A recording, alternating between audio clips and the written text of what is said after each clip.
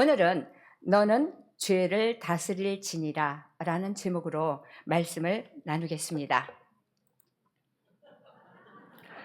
하나님께서는요, 아름다운 세상을 창조하시고 아담과 하와에게 동산 중앙에 있는 선악을 알게 하는 나무의 열매를 먹지 마라 하고 말씀하셨어요.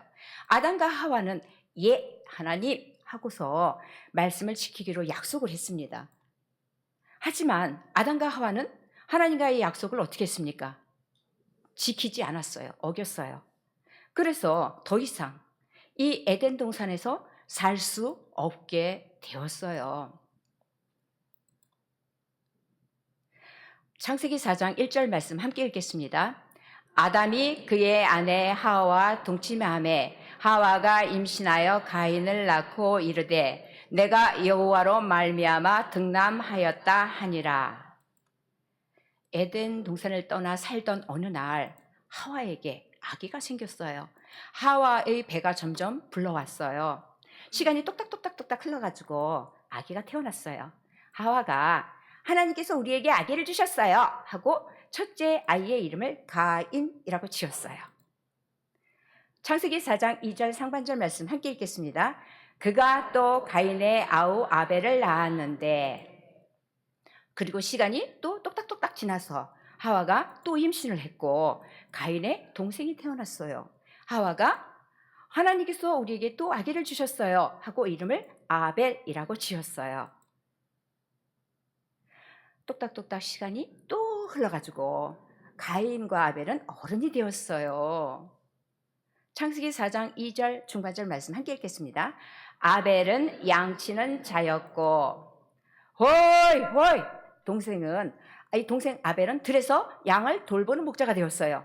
누가 올까봐 막 쫓는 겁니다. 그리고 아벨은 양들을 쓰담쓰담 다듬으면서 양들이 혹시 아픈지, 또 양들이 풀은 잘 먹고 있는지, 그리고 악한 짐승들이 어디 가까이 숨어서 노려보고 있지는 않은지 확인하면서 정성껏 양들을 돌보았어요. 창세기 4장 2절 하반절 말씀 함께 읽겠습니다. 가인은 농사하는 자였더라. 아이고 힘들어라. 농사 지려면 힘드시죠. 낑낑 하면서 형 가인은 밭에서 곡식을 키우는 농부가 되었어요. 땅에서 농사 짓는 일은 쉽지가 않았어요. 힘들었지만 가인은 곡식들을 쑥쑥 탐스럽게 키웠어요. 창세기 4장 3절 말씀 함께 읽겠습니다. 세월이 지난 후에 가인은 땅의 소산으로 제물을 삼아 여호와께 드렸고, 가인은 잘 자란 곡식을 가지고 왔어요. 그래서 하나님, 제가 키운 곡식을 받아주세요 하고 하나님께 드렸어요. 그런데 하나님께서는 가인이 드린 제사를 받지 않으셨어요. 창세기 4장 5절 말씀 함께 읽겠습니다. 가인과 그의 제물은 받지 아니하신지라 가인이 몹시 분하여 안색이 변하니. 이럴 수가 있어. 아니 어떻게 내가 드린 제사를 받지 않으실 수가 있어? 제일 좋은 것으로 신경 써서 골라드렸는데 말이야 하고 가인은 화가 났어요. 말은 차마 뱉지는 못하고 속이 너무너무 부글부글 끓어서 상했어요. 아벨도 처음 태어난 어린 양을 가지고 와서 하나님, 제가 돌본 양을 받아주세요 하고 하나님께 드렸어요. 그런데 하나님께서는 아벨이 드린 제사를 받으셨어요. 부그락 가인은 몹시 화가 났어요. 아벨이 제사는 받고 내 제사는 안 받아 하고 가인은 아벨이 너무너무 미웠어요. 그러면 왜 하나님께서는 가인의 제사를 받지 않으시고 아벨의 제물은 받으셨을까요? 창세기 4장 5절 상반절 말씀 함께 읽겠습니다. 가인과 그의 제물은 받지 아니하신지라. 가인과 그의 제물은 받지 아니하신지라. 이 말씀은 쳐다보지도 아니하셨다는 뜻으로 하나님께서 가인과 그 제물에 대해서는 관심조차 기울이지 아니하셨다는 것입니다. 그러면 왜 하나님께서는 가인의 제사에 관심조차 갖지 않으셨을까요? 창세기 4장 5절 하반절 말씀 함께 읽겠습니다.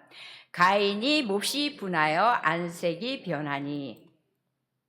이 말씀은 가인 자신이 드린 제사를 승인받지 못했다는 것에 격분한 것이죠. 격분했다는 말씀입니다. 그런데 우리 사람들이 이런 마음을 가질 수가 있습니까? 도저히 있을 수가 없는 일이지요. 우리 주인이신 하나님께서 행하시는 것은 우리가 다 이해할 수는 없어도 하나님께서는 다 아시기 때문에 다 선한 것입니다. 격분하여 안색이 변했다는 것은요, 하나님을 생각하는 가인의 평소의 마음가짐을 보여주는 것입니다. 가인 자신이 드리는 이 제사가 하나님께 드리는 제사임을, 그 제사가 통치자이신 하나님께 드리는 것임을 알았다면은, 하나님을 통치자로 인정을 했다면은 이런 격분함이 나올 수 없습니다. 외면상으로는 아무 하자가 없을 것 같으나 하나님께서는 가인의 이러한 마음가짐과 아벨의 마음가짐이 다르다는 차이를 알아차리셨기 때문에 아벨의 제물만 받으신 것입니다. 창세기 4장 4절 하반절 말씀 함께 읽겠습니다. 여호와께서 아벨과 그의 제물을 받으셨으나, 받으셨다는 것은 주의 깊게 바라보다 인정하다의 의미로 주목할 만한 가치가 있는 제물이므로 하나님께서 기쁘게 받아들이셨다는 의미입니다. 이것은 우리가 예배 드릴 때에 여러분 예수님을 믿으십시오, 그리고 삶 속에서 하나님의 말씀대로 순종하며 살아야만이 성령 하나님께서 우리와 함께 하십니다 하고 하나님께 예배 드리는 내용인가도 중요하고, 아멘 아멘 하고 예배 드리는 우리의 마음가짐이 어떠해야 하는지를 보여주고 있는 것입니다. 외면적인 겉으로의 이 모습도 중요하지요. 집중해서 예배 드려야 하는 것입니다. 또 내면에서도 하나님 감사합니다, 우리를 불쌍히 여겨주시고 사랑하셔서 이 땅에 예수님을 보내주신 그 놀라운 사랑을 감사합니다. 예수님, 죄도 없으신 하나님께서 예수님이 되어서, 사람이 되어서 우리들의 죄를 대신해서 십자가에서 죽으시고 다시 살아나셔서 이 사실을 믿는 사람은 누구든지 구원을 받게 하여 주시니 감사합니다. 성령 하나님, 우리는 항상 죄 가운데 있지만은 늘 깨닫게 하시고 주님 앞으로 인도하여 주셔서 감사합니다. 나는 하나님 말씀대로 살겠어. 나는 예수님께서 가르쳐 주신 대로 살겠어. 나와 함께 하신 하나님 감사합니다 하고 이 주님의 은혜를 생각하면서 이 말씀을 들으면서 진정한 이 순종의 마음이 있어야 하는 것입니다.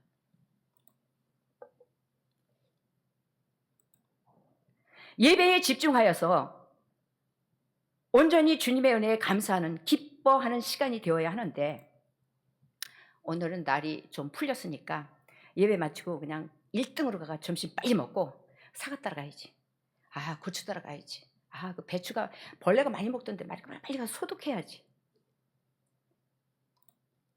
아까 내가 교회 들어오는데 아무개 집사가 말이야 눈을 착 째려보던데, 어째 그렇게 사람이 말이야 차갑게 쳐다봐. 난 딱 보면 그 심령을 안다니까. 기분이 너무너무 안 좋아. 영 그러네, 어떻게 하지? 하고 이렇게 딴 생각을 하고 있다면은 온전히 드리는 예배가 될 수 없기에 하나님께서는 관심도 가지지 않으실 수도 있다는 것입니다. 우리 모두가 다 이렇게 똑같이 예배드리고 있지만 하나님 앞에는 이 시간에 우리가 어떻게 하고 있는지, 이 외면적인 모습뿐만이 아니라 우리의 속마음까지도, 이 마음가짐이 다 드러나는 것이기 때문입니다. 하나님께서는 드려지는 이 제물의 외적인 형식도 보십니다. 병이 들었는지 깨끗한지 이런 것도 보시죠. 그것은 우리가 현재 이 처한 환경 속에서 최대한 환경과 이 의식을 갖춰가지고 씻고 닦고, 그죠? 준비하면 됩니다. 최선을 다해서. 농사 지으면 농사 짓는 것으로, 양을 키우면 양 키운 것으로, 예배 드리는 장소가 협소하면 협소한 대로 준비해서 드리면 됩니다. 또한 하나님께서는 각 개인의 내적인, 영적인 이 상태를 우선적인 관심의 대상으로 보신다는 것입니다. 왜냐하면 하나님께서는 우리를 인격으로 대하시는 분이시기 때문입니다. 그래서 우리의 인격도 함께 받으시는 것입니다. 창세기 4장 6절 말씀 함께 읽겠습니다. 여호와께서 가인에게 이르시되 내가 분하여 함은 어찌 됨이며 안색이 변함은 어찌 됨이냐. 하나님께서는 가인아, 왜 그렇게 화가 나느냐? 내 재물을 왜 받지 않았는지 아직도 깨닫지 못했느냐?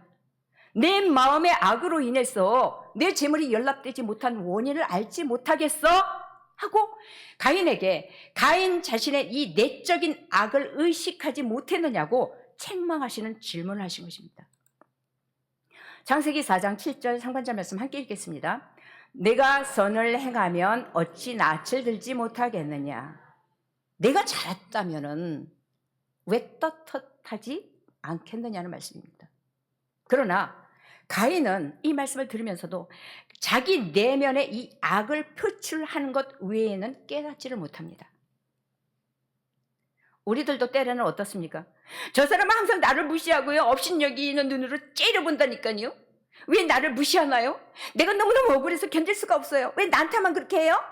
하고 막 문단 말이에요. 그러면은 상대방이 아니에요. 그건 오해예요. 아니, 나는 그냥 이렇게 하고 지나치기만 했을 뿐인데 한 번도 그렇게 대한 적이 없어요. 하고 말을 해도 이 울고 있는 사람은 그 어려움과 이 마음이 왜 왔는지에 대해서는 생각을 안 합니다.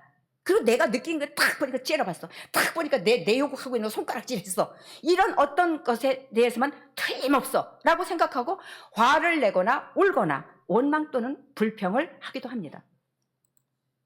창세기 4장 7절 하반절 말씀 함께 읽겠습니다. 선을 행하지 아니하면 죄가 문에 엎드려 있느니라. 죄가 너를 원하나 너는 죄를 다스릴지니라. 죄가 문에 엎드려 있느니라. 죄가 너를 원하나 너는 죄를 다스릴지니라. 이 말씀은 문제가 자신의 마음에 있다는 것입니다. 잘못 된 것을 있잖아요. 깨닫지 못하고 있는 우리의 이 마음 방 밖에서 죄가 이렇게 웅크리고 앉아서 우리가 죄에게 유혹을 당해서 문을 열어주기를 기다리고 있는 것입니다.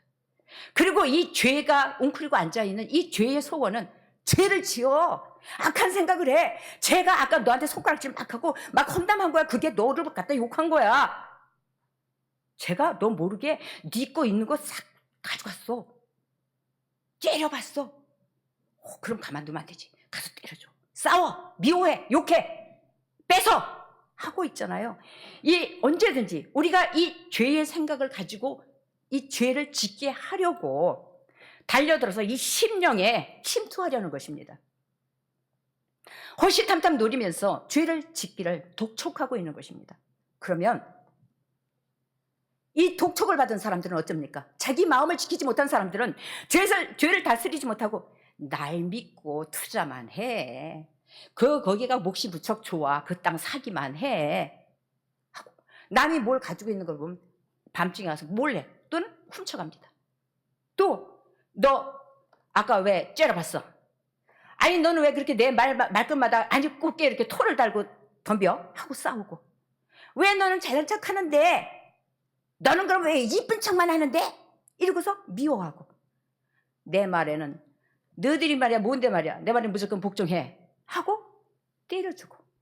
이렇게 말로 때리고 육신적으로 때리고 여러 가지 등등의 많은 악들을 행하고 있습니다. 그러면서 살아가고 있는 거예요. 가인 또한 죄를 다스리라는 하나님의 말씀을 깨닫지 못하고 동생 아벨을 들판으로 데리고 나갔어요. 그리고 동생을 막 때려줬어요. 그래서 동생은 어떻게 했습니까? 죽었어요.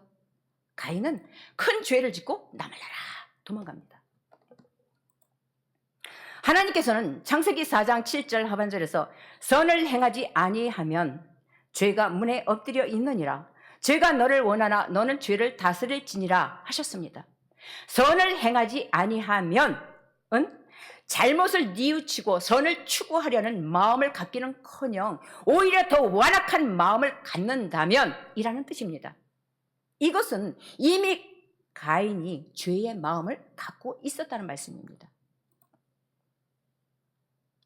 악을 행하고 있는 중일지라도 하나님의 말씀을 주의 깊게 듣고서 잘못됐구나 말씀을 비춰보면서 그 잘못을 뉘우치고 완악한 마음을 물리쳐야지만, 하나님의 말씀대로 살려는 이 마음을 가져야지만 마음 방 밖으로 죄를 물리치고 다스릴 수가 있는 것입니다. 죄를 다스리라는 것의 반대는 뭡니까? 죄에게 종노릇하게 된다는 것이지요. 물리치지 않는다면 죄에 끌려서 춤추는 것입니다. 그래서 우리는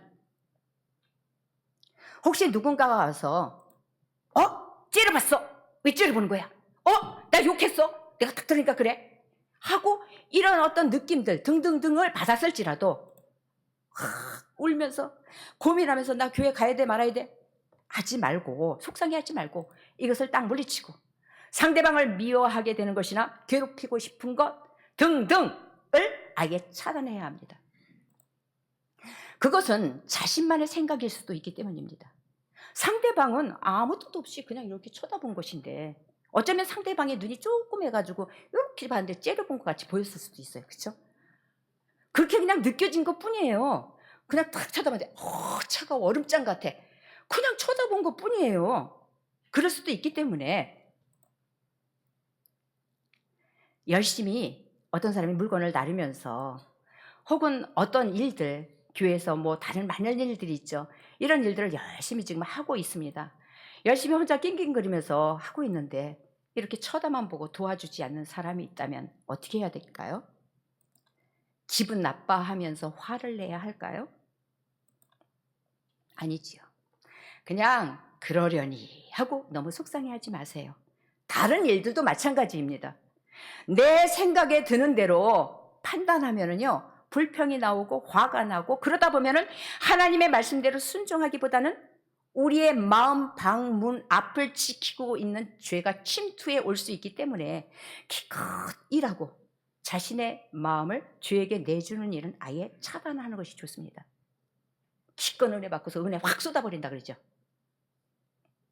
그냥 하나님, 저 사람은 몸이 아파서 그렇겠지요. 그래서 일 못하는 것 같은데 저에게는 일할 수 있는 건강 주셔서 감사합니다. 그냥 죽을 때까지 120살까지 열심히 일하게 해주세요 하고서 감사하시면 됩니다. 건강하면서 씩씩하게 일하면서 그냥 이렇게 탁 가면 얼마나 좋습니까? 그렇죠?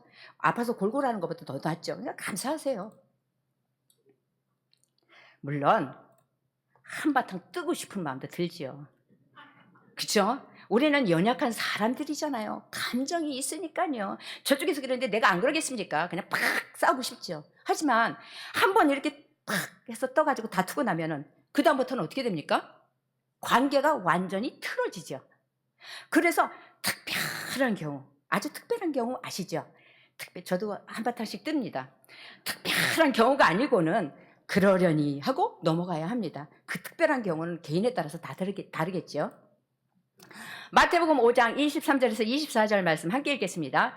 그러므로 예물을 제단에 드리려다가 거기서 내 형제에게 원망 들을 만한 일이 있는 것이 생각나거든 예물을 제단 앞에 두고 먼저 가서 형제와 화목하고 그 후에 와서 예물을 드리라. 말씀하신 대로 해야 우리의 예배를 받아주시잖아요. 이렇게 마음 상하게 팍 싸웠는데 말씀이 그랬으니까 가서 그냥 막 사과하면 이게 사과가 제대로 됩니까? 다시 관계를 회복하려면 얼마나 많이 공을 들이고 아이고 내 기도 안 들어주시고 나 하나님 안 이쁘다 하시는데 그냥 그러면 깨달은 나라도 가서 열심히 그냥 해야지 하면 저쪽에서는 몰라 그러고 있으면 어떻게 합니까? 얼마나 힘들어요. 그렇죠? 회복하기가 너무나도 힘듭니다. 그래서 영적으로 힘들게 손해보지 말고 웬만하면은 사이좋게 지내도록 자신의 마음속에서 소리질러, 싸워, 뺏어, 미워해, 욕해, 무시해, 업신여겨 같지도 않은 것들이 말이야 하고 이 마음이 확 올라오잖아요. 이렇게 죄짓도록 많은 것들이 있을 겁니다. 개인에 따라서 그 유혹하는 마음을, 죄를 다스려야 합니다. 그렇다고 해서 마음속에서는 부글부글 끓는데 열받치죠, 그죠? 막 끓는데 억지로 참으면서 아니 척 하고 그럼 될까요? 우리 사람들은요, 10길 물속은 알아도 한 길 사람 속은 모른다고 말하잖아요, 그죠? 그러나 에레미야 17장 10절 말씀 함께 읽겠습니다. 나 여호와는 심장을 살피며 폐부를 시험하고 각각 그의 행위와 그의 행실대로 보응하나니. 하나님께서는 우리 사람들이 볼 수 없고 알 수 없는 심장, 폐부, 마음속까지도, 마음이 어디 가서 붙었습니까? 심장에 붙었습니까? 우리가 어디가 붙었는지 어디쯤이다 하고 알겠죠, 여기서. 그러니까 하지만 그것까지도 다 보시고 다 아신다는 말씀입니다. 우리의 모든 것을 영적이든 육적이든 다 아시는 것입니다. 누가복음 12장에서 말씀하신 것처럼 하나님 앞에는 드러나지 않은 것이 없습니다. 그러면 어떻게 해야 할까요? 막 열받치는데, 여기서 막 끌어올르는데, 하나님, 이 머리로는 이 하나님의 말씀대로 살아야 하는 것을 알고 있는데 여기서는 막 미움이 그냥 요동을 치고 그냥 미워 죽겠고 그냥 밥도 못 먹겠고 열받아가지고 입맛도 없고 막 내가 그냥 막 죽어 그냥 쓰러질 지경이고 막 이렇게 화가 나는데, 이런 미움이 요동치고 있는데 하나님, 내가 이거 어떻게 하면 좋습니까? 하나님, 이 미움을, 이 악한 마음을 물리쳐 주시고 하나님께서 기뻐하는 마음을 주십시오 하고 진심으로 내가 회개를 하면서 기도를 해야 합니다. 요걸 뽑아내야 되기 때문에 이렇게 기도하면은 주님이 치워주십니다. 아무렇지도 않게 상대방을 대할 수 있게 해주십니다. 그래서 다른 사람을 미워하든지 안 좋게 여기는 것 등등을, 또는 내 마음에 드는 안 좋고 불쾌한 마음들 있지요, 이런 모든 것들은 하나님께서 기뻐하시지 않는 것이니까 이 죄를 다스려야 하는 이유가 무엇인가요? 결국은 나 자신을 위한 것입니다. 여러분 각자를 위한 것입니다. 하나님께서 말씀하신 것은 모두 다 우리의 유익을 위한 것입니다. 그래서 우리가 하나님의 말씀대로 살려고 노력하고 있는데 때로는 연약하니까 한번 뜨고 싶은 마음이 얼마나 많이 들 때가 많이 있습니까? 그죠? 그렇지만 속상하고 슬프고 많이 힘들 때도 있고 이렇게 하는 이 치밀어 오르는 이 화도 있지만, 그러나 우리는 더 하나님께 기도하면서 하나님의 말씀대로 살려고 애쓰고 기도하여서 죄를 다스리는 주님의 자녀들이 다 되시기를 축복합니다. 기도드리겠습니다.